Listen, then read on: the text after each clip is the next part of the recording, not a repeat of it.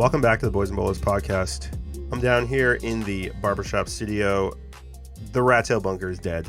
Jarrett, rest in peace. Jeff, can you paint me a picture of... So we're doing this via Zoom, aka in the metaverse. Jeff, can you paint me a picture of what happened and what is currently happening and what will continue to happen down there in the basement? Well, before it was more of a two-room situation where I had my computer and all the recording equipment, basically. Well, not all the recording equipment, because like the mics and stuff were in the other room, but I had the main computer and monitors in a small room directly adjacent to the barbershop, titled the Rat Tail Bunker. And my wife and I decided that it would be better use of space. It would be better use of just, I don't know, maybe like a feng shui type of situation. If all of the stuff that was being stored in the barbershop, all of our housing stuff that you would see, not on camera if you were a guest, if it was put into the rat tail bunker and we would move the computer and all of that stuff, that my stuff in the rat tail bunker into the barbershop, consolidating, making the barbershop the one and only room where the Boys and Bolos operate out of, and that's where I'm residing right now. It's a little in flux. We got some. We're gonna get rid of the barber chairs, maybe put a more relaxing couch. I think that's what we're gonna do. Maybe it has a little Shea Lounge situation going on. Kind of a creepy vibe, but also cool. Cool. It'll be definitely a lot more comfortable down here. A better like vibe down here. I like the idea of the couch because I've seen other guys and gals and just other people with podcasts, and they actually just sit on couches and then they hold the microphone. Now, you can have a problem there where, like, if you touch the mic, it can kind of get loud, and if people don't know how to handle mics, it can kind of be an issue. I don't know if we're going to go in that route, but that'd be kind of fun. And I think the other thing, the reason why this works so well with you guys doing the kind of house remodel or refresh, I don't know what you and Jen are doing, but Boys and Bolos are going to start. If you go on our YouTube, you can listen to all of our episodes. They're there. Please follow us on YouTube. But we don't have any video right now. And in the future, we're going to have video. So we're hopefully going to redo the barbershop so that way we are primed for video. So you and I will have to do more hair and makeup, but that's fine. Yeah, I might have to start really getting on that Keeps regimen. Dial in my hairline. I think we got to start plugging Keeps until they give us some free samples. Yeah, I mean, look, things are changing down here. Things are moving around. The sound quality is still top notch. We got some nice insulation for the walls, some nice sound deadening. So I'm not really worried on that. Thanks, Diego, for that. He hooked us up with that. And but we're just evolving. We're moving on. We're better, bigger and better things. Bigger and better things. We have not spoken. Well, we haven't created a pod, and it's seemingly quite some time. But at the other hand, it's really not that much time. We just have been lost in the Christmas season where there are so many games. And so the last time we did a pod, we did weeks 16 and 17. And so in this pod, we are supposed to do weeks 18, 19, 20, and 21. However, because today Manchester United actually lost to Wolves to finish out week 21. However, the problem with this is that some teams are still on week 17, some teams are on week 18, some teams are on week 19, and some teams are on week 20, and some teams are on week 21. So instead of maybe recapping the last 4 weeks, maybe we should just focus on big ticket item events or things that happen. I think many people watched the game yesterday between Chelsea and Liverpool, which was phenomenal. And I also think a good amount of people watched the City-Arsenal game, which was also really, really close. Is there anything that we should take away from either of those games beyond maybe what's there? Or should we read into it more than what it was? I'm going to first touch on the Chelsea-Liverpool game, which I watched, and it was a very good game. Christian Pulisic scored a goal. It's not great to see. I noticed that game, and I think I saw some stuff on Twitter about this, but Jorginho did not start this game, right? And I thought without Jorginho in the midfield, the game, Chelsea played a lot quicker. Kovacic had a really good game. He scored a worldie, and he just played really well. And Conte played, obviously. And with those two, it's a better two center midfielders moving forward for me. I know Jorginho's in last year in the Ballon d'Or talk and blah, blah, blah, with Italy and all that bullshit. But for me, we talked about this before last season, before Jorginho went in this run to win like all these things. We wanted him gone. We thought Jorginho was a bum. Get him out of here. And I don't think he's that bad. Maybe my opinion of him has changed a bit, but I do think that Chelsea are a bit better when it's a Conte Kovacic pairing. Now, Conte has had some injury problems, and so he's not been fully fit, and Kovacic is sometimes not always in the best form. So maybe it was just an anomaly type of game, but that was my observation from the game. The other thing is that Liverpool just has such class strikers. Like Mane and Salah are just like ridiculous. Like without those two, that team would be a mess, an absolute mess, because they've got, Van Dijk's been playing okay. They've got Henderson came in. He's back in the limited capacity. But without those two players, and Jota to some extent, without those two players, they are screwed. And they're basically carrying that team on their backs right now. And they've just left for AFCON because Mo's going back to Egypt.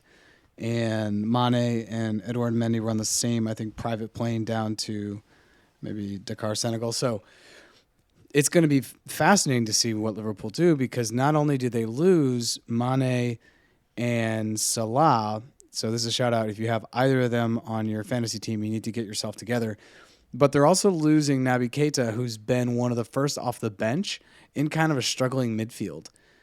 I think Liverpool are definitely going to drop more points than City will and Chelsea due to the AFCON. But we'll see, because now Chelsea has to play Kepa in goal.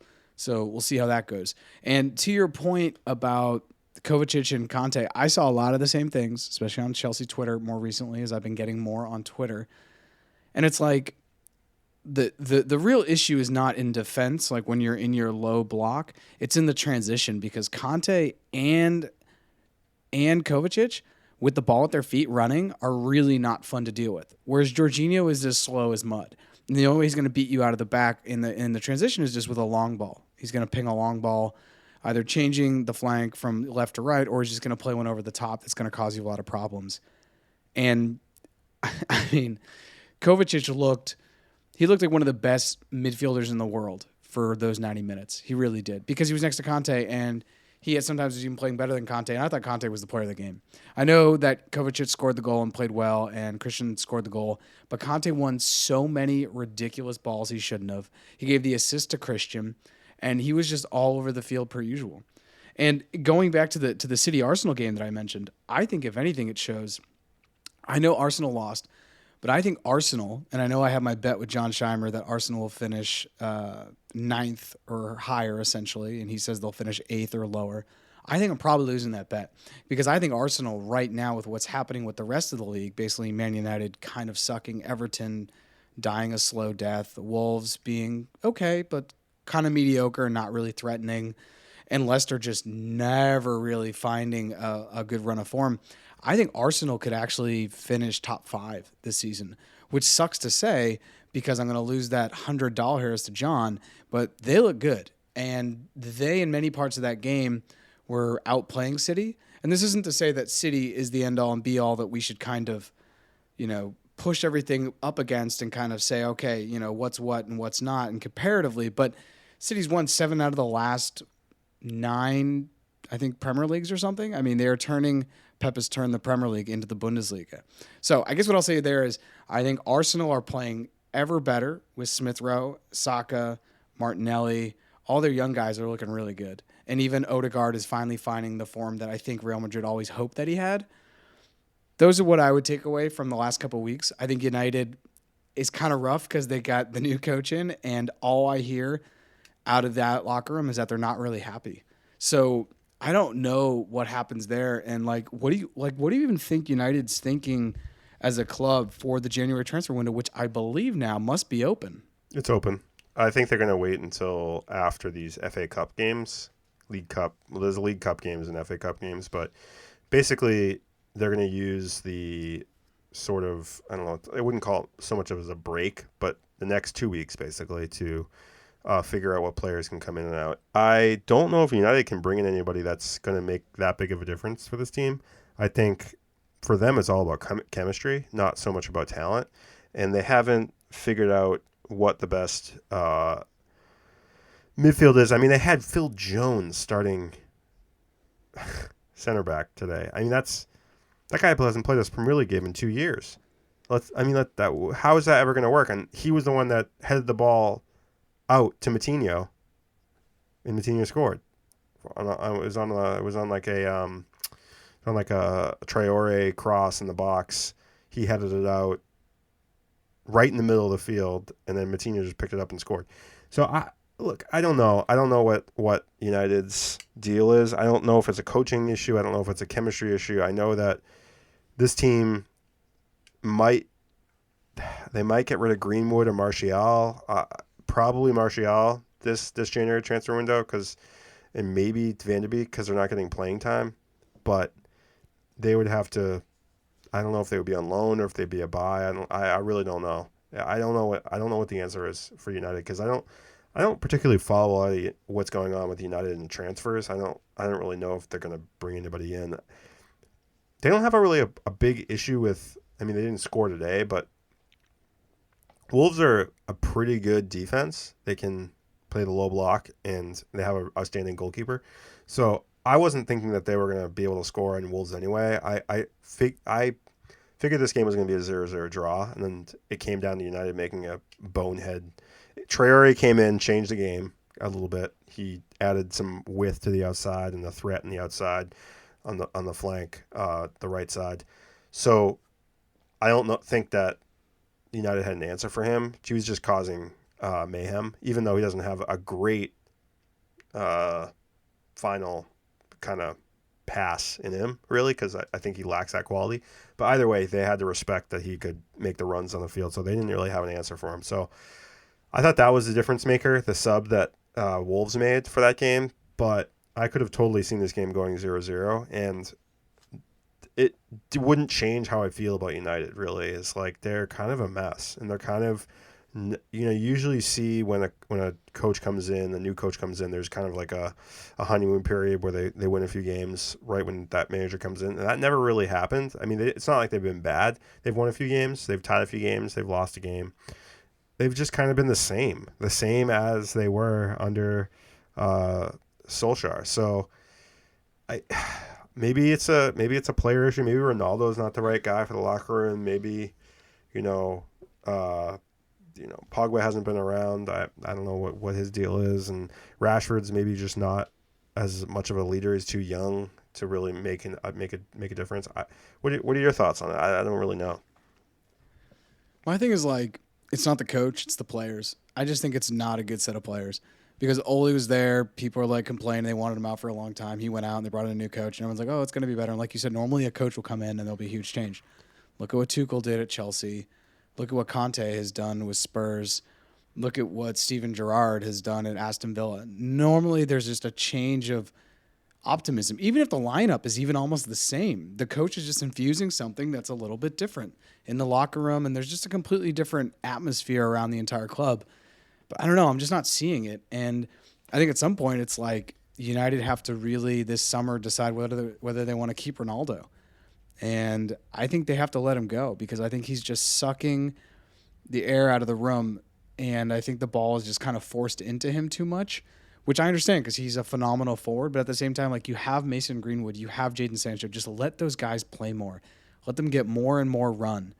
Maybe Ronaldo needs to drop into like more of like a false nine and be less of like a leading the line. I'm not really sure what the answer is, but I think it's more of a player problem than it is a coaching or any other like club issue, because clearly they've changed the guard and nothing has changed. And I actually, before we even go on, I want to say that I said it was 7 out of the last 9. That was hyperbolic. City have won 5 out of the last 9 Premier Leagues. I want to correct myself on Mike because I would have felt bad after. I just also want to point out this United team. Luke Shaw was supposed to be the best, left back in the league, and he's looked like one of the worst. He's not been good. He got a yellow card, a really, really, really bad yellow card today, and he's going to miss the next game because it was his 5th yellow. You got Wan-Bissaka, who's never been good. You've got Phil Jones, who hasn't played a Premier League game in 5 years. Well, 2 years, but either way, Phil Jones was a mess, and Varane's old. And so you're playing a 4-2-2-2, which is the most bizarre formation I've ever seen. You got McTominay and Matic in the middle. Matic hasn't started a game in forever. You know, you got Greenwood, you got Sancho, you got Cavani, you got Ronaldo. What is this system? What is this game plan? What is this formation? Nobody knows, because it's just put a bunch of guys out in the field, just like it's Ronaldo vibes. It's just Ronaldo vibes. That's all it is. That's all this is. Same as Ole Gunnar Solskjaer. They don't know what to do with these players. They have no idea. They have no idea what to do with Sancho. They have no idea what to do with Greenwood. When Rashford came in, they had no idea what to do with him. McTominay is just a defensive midfielder who just sits back, and it's a mess. It's an absolute mess. This team, nobody's scared of this team. I mean, Spurs, fresh off of just getting Conte in with freaking Harry Winks, tied this team. I mean, Spurs are not good, and they tied this team. No problem. And they look better than this team. They should have won. They only tied because De Gea made a bunch of like worldly saves. Like, come on. He's stood in his fucking head. So, like, this team, they're a 6th, 7th, 8th place team. They're going to win some games. They're going to beat Watford. They're going to beat Norwich. They're going to beat Southampton. They're going to beat, they're going to beat the teams from 12th to 20th. Fine. It doesn't prove anything. They're not going to beat a top 6 team. It's the bottom line. I think they will beat a top 6 team by the end of the year, if not a couple. I think that they'll take a couple scalps because they're annoying and Ronaldo's Ronaldo. But I think it's more that I'm holding United against the standard of like they should win the league, not like they should finish top 4. Because for a long time in the Premier League, United won the league. That's like what happened up until essentially 2012 when City started to win the league. And then it was City, Chelsea, and United fighting for the league. And then obviously Leicester popped out in 16. However, if you look at the table super objectively right now, you look at Manchester United, you said, okay, they're on 31 points with 19 games. If you assume that they win both games in hand, then they're in 4th place and they jump Arsenal if Arsenal lose their game. So they're not that far out of the running. I think the thing that's scary for people, if I were a United fan, is just they look like shit. Yeah. Like they're still grinding out results that are like okay or whatever, but they look like shit. And United used to be more imperial and, they would lose games as opposed to other teams winning games. And now other teams are just beating them, straight up beating them. Like I think Wolves actually just straight up beat them. It wasn't that United lost that game. It's like, no, Wolves showed up and just played a better game, and that's not how it should be. So I don't really know what they do, but I still wouldn't surprise me to see them finish top 4 because I think that they, over a longer enough period of time, may actually be better than Arsenal, but I think Arsenal and United are going to finish very close to one another. And going back to your Jorginho comment, what I would like to see and what many other Chelsea fans would like to see, we want to see Jorginho go in the summer. He's been good for essentially the last 16 to 18 months, winning the Champions League and playing well. But under Sarri, he was a nightmare. Under Frank, he wasn't that good. We need to get as much top dollar as we can, and then we need to go get Declan Rice off West Ham. Because Declan Rice is an English starting holding midfielder. He's fine sitting with another holding midfielder. If you put Declan Rice next to Conte, there's no better midfield probably in the planet. I just don't believe so. Between the balance that those two guys would have. They would never, ever, ever lose the ball. So I just wanted to say that and circle back to your Mateo Kovacic comment. But if you want to, let's look at the week coming up, week 22. But once again, it's a shit show because all these teams, some teams have 4 games in hand, some teams have no games in hand. Over the next couple of days, we have the EFL and the FA Cup. And actually, Chelsea and Tottenham will be playing 3 out of the next 5 games against each other. One in the EFL semi, which is tomorrow. Then we play in the FA Cup, I believe, or something like that. And then we also play Wednesday. in the league. It's Wednesday, but it's Wednesday. Yeah. And then do we also play in the FA Cup and then the league over the next 2 weeks? There's a home and an away in the League Cup for the semi. Okay. And And then we just play in the league. Yep. Yeah, I know nothing about the League Cup. It's weird because it goes from in the John's quarterfinals. It goes from just a one-off game to a home and an away, which it didn't happen last year because of COVID, but this year it's it's going that way, back to the normal format, which I don't really think it's necessary. It's just for more TV ratings and Papa John's money. Just more ad money. Yep. So because of that, the match 22 is actually very, very far away. It's 2 weeks away. Yep. Yeah, we don't have to. So I guess we we'll don't just have to talk about it. I mean, if we want to. I mean, why don't we leave that? Let's not even talk about it. Yeah, I mean, let's just talk about. I want to talk about top 6 and what you're thinking these days. For me, okay, I've had a lot of thoughts in the past couple weeks. All right, I've done a lot of thinking. I've done a lot of ruminating. I still think City are probably going to win the league, even though I didn't predict that. They've looked very good. Chelsea, Liverpool, Spurs, Arsenal, and West Ham are all just kind of hanging around, 10 points out. And even though Chelsea and Liverpool are in second and third, respectively, I think Chelsea have looked mediocre. And, they've been, what's the best word to use? They've been lacking goals, and they are definitely missing Chilwell. And now they're definitely going to miss Reece James because he's out for an injury. And now they're sticking a Christian on wing back and doing lots of wacky stuff with Lukaku and Havertz, and Werner's out still. And I think they're a little bit of a mess. And so what I think is they need to get a wing back during the transfer window. They need to get a right wing back or a left wing back. Either just any type of wing back that can add some danger to the outside. But Chelsea, I think, are in trouble. Not in trouble in terms of top 4, but they were in first for a while, and now they're just kind of slipping.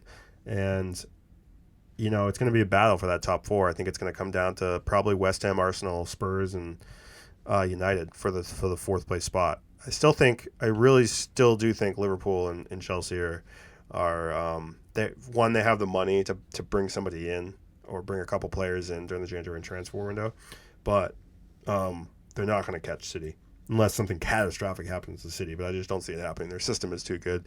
Their players are too good. They got a Billy on the field, and I'm hopeful for Spurs because that's my team. But we'll have to see who they bring in during the January transfer window, because right now Conte is polishing a turd, so they're getting results, but it's rough. It's still, you still got Harry Winks in the midfield. So, first of all, Harry Winks ain't that bad, and yeah, Chelsea needs to find a replacement, because out of the team that started and won the Champions League last year against City, we had Reece James and Chilwell. Chilwell's out for the rest of the season. His knee's done. Okay, and Reece James just tore his hamstring off the bone. So that's looking like 8 weeks, and then even then, I hope that they go slow and realize that we have a little bit of depth and we're going to be okay. And if we don't win the Champions League again, the world isn't going to end. As long as we get top 4, it's fine. It's better to have him recover, because he's a long-term guardian. He's a long-term, not I would say guardian of the galaxy, but he's a long-term asset for Chelsea. We are looking at Tagliafico, Serginho Dest, and Digne to fill in that role.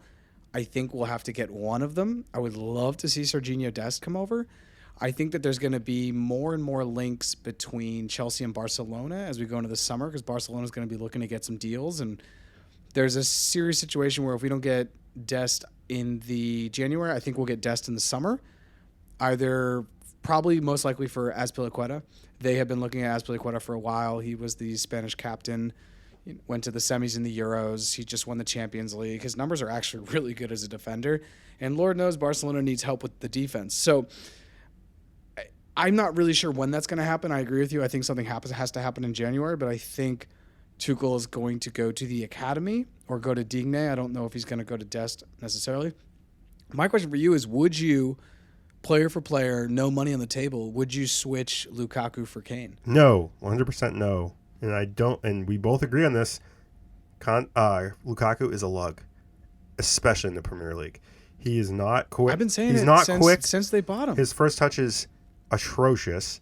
And Kane, you could play Kane as a 10. Kane can play Kane could be a number 10, a number 10. If he didn't love being in the box, like poaching goals, and he could play as a number 10. He's that good. He's that good at passing. He's that good at ball distribution. Lukaku is not that player.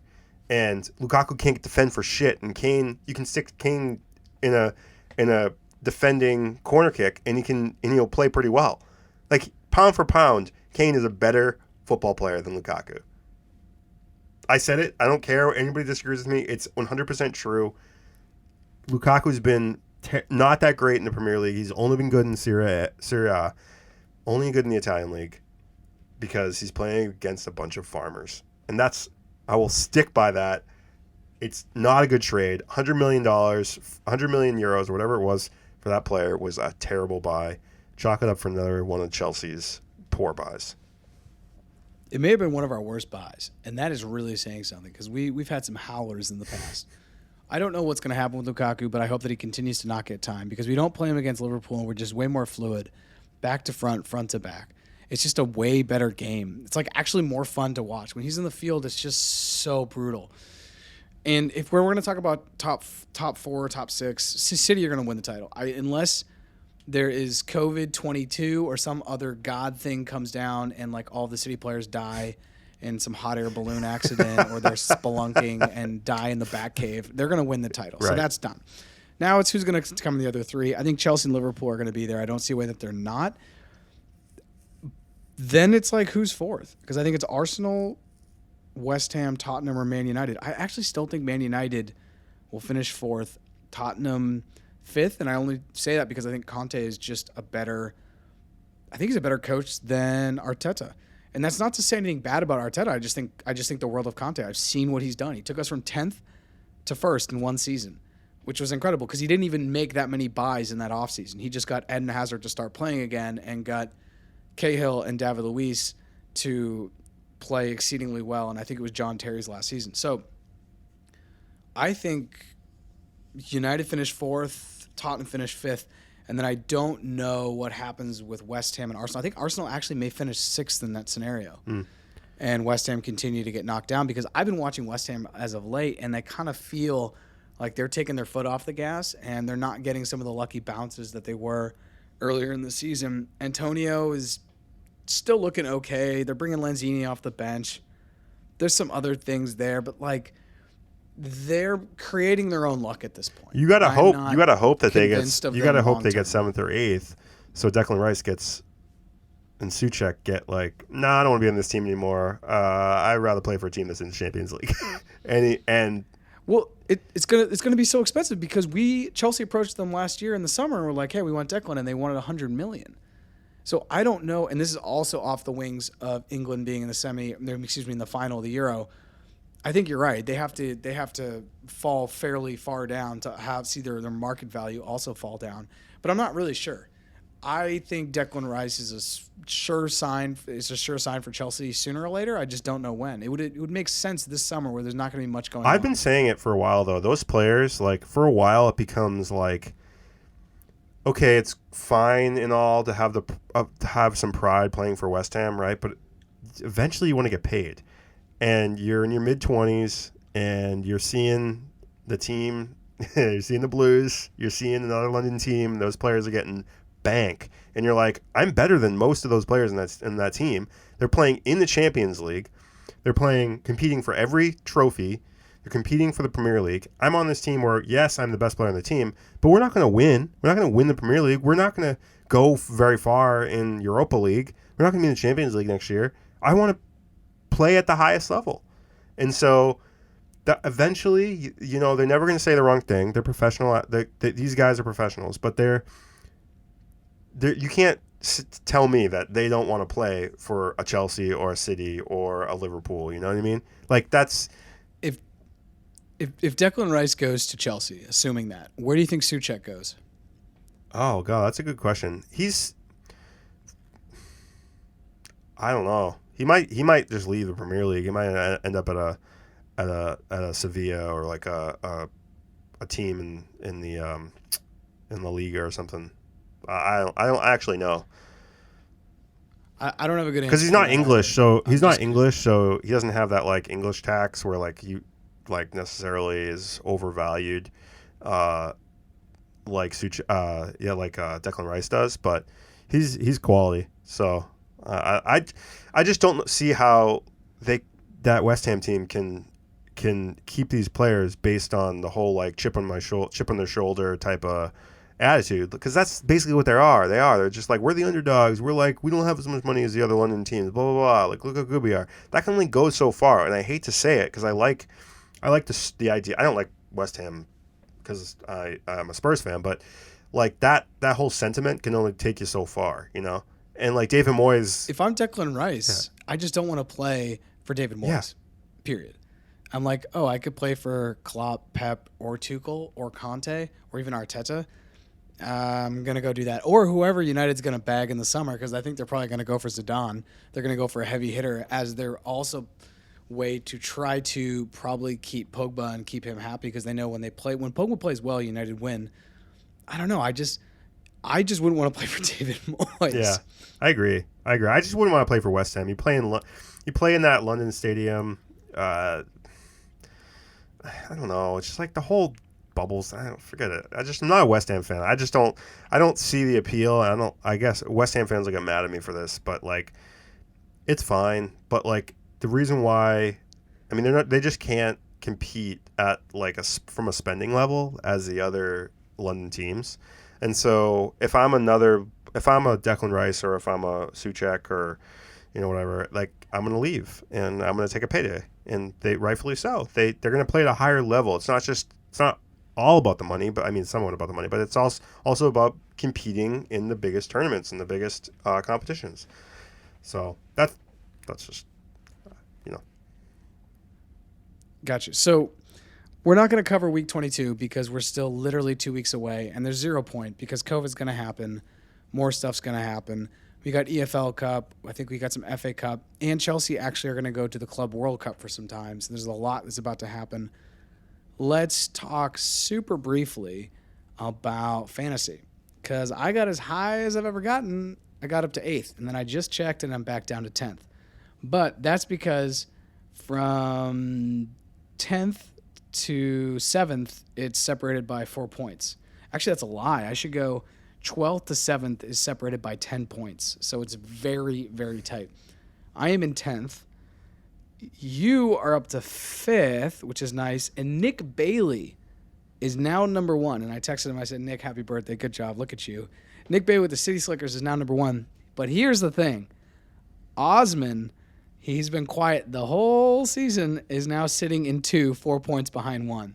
So people, you need to get your shit together. Mitch, you've fallen off. I've even Mac fallen Bruce off. Ian Nachos with quesos has fallen off. And Jamie Becker was first. Now he's down to 8th. Yep. It's getting So- it's this a long season. You can't write people off so It's a quick. long season.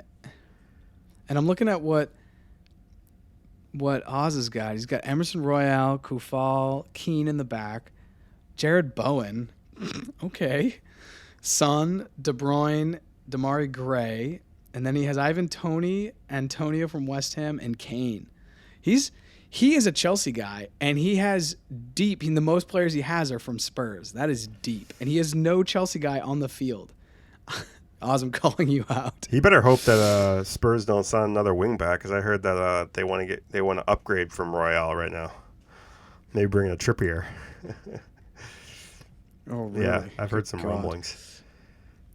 You got to remember, Royale's bring back the old Trip. Royale's really young, and he's still learning that position. So they get a guy who's more experienced who can come in, and he'll still, Royale will still play, but he gets another year of experience. I think that's probably a good move. People are like, "Oh, are you writing Royale off, huh?" Well, I'm like, no, you need cover on that position, and like he's young. He's like 22 or something, or 23. So I thought the Royale was one of the best buys of the offseason because Barcelona buy him August 1st, and they're like, $300 buyout. And Spurs come along, and they're like, we'll give you $30 million. And Romeo's like, yeah, that's fine. no, they said $270 it was a million $1 billion buyout. No, I thought it was 300 million. Oh, and then I thought it was a high number. 300 million. Okay, 300 million. Yeah, it was 300 million. And then Spurs said, here's 30, which is 90% off. And they're like, oh, yeah, that's fine. Take them. Yeah, that's how bad their finances were. Spurs really like hoodwinked them on that one. Barcelona is such a shit show.